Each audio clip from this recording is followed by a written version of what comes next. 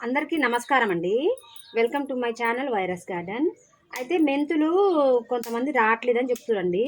అయితే నేను soap కొనుక్కొచ్చినప్పుడు box వస్తుంది కదా, ఈ విధంగా వేసుకున్నట్లయితే మనకు ఇంత చక్కగా నేను వేసి 3 రోజులు అవుతుంది.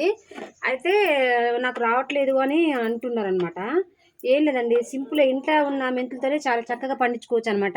ఏం లేదు, మట్టి కూడా చాలా తక్కువనే వస్తుంది అనమాట. ఒక 2 ఇంచుల మట్టి ఉన్నా కూడా మనకు చాలా చక్కగా వస్తుంది మెంతు కూర. అయితే సోపు కొంటాం కదా, అదనమాట ఇది.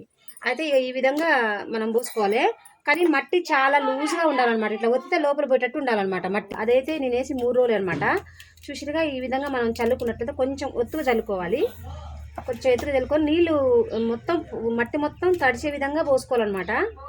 ఇందులో పోసిన మట్టిని మనం మొత్తం తడిసే విధంగా పోసుకున్నట్లయి ఆ మట్టి మొత్తం తడిసిందనుకో ఇంత చక్కగా మెంతులు చల్లుకోవాలి. చల్లుకున్నాక పైన మట్టి కూడా కొంచెం పలసగా ఇట్లా ఈ విధంగా ఉంటుంది కదండి మట్టి, ఇంత పలసగా ఈ విధంగా ఇలాగ చల్లుకోవాలన్నమాట. చల్లుకున్నట్లయితే 3 రోజులనే మనకు మెంతు కూర వచ్చేస్తుంది. మంచిగా మనం కూరలలో కూడా వేసుకోవచ్చు అండి.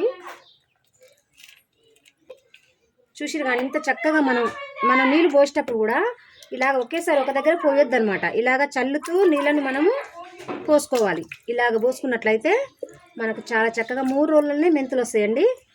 చూసిరుగా ఈ విధంగా చల్లుకున్నట్లయితే చాలా సింపుల్గా ఉంది కదా ఈ విధంగా చేయడం.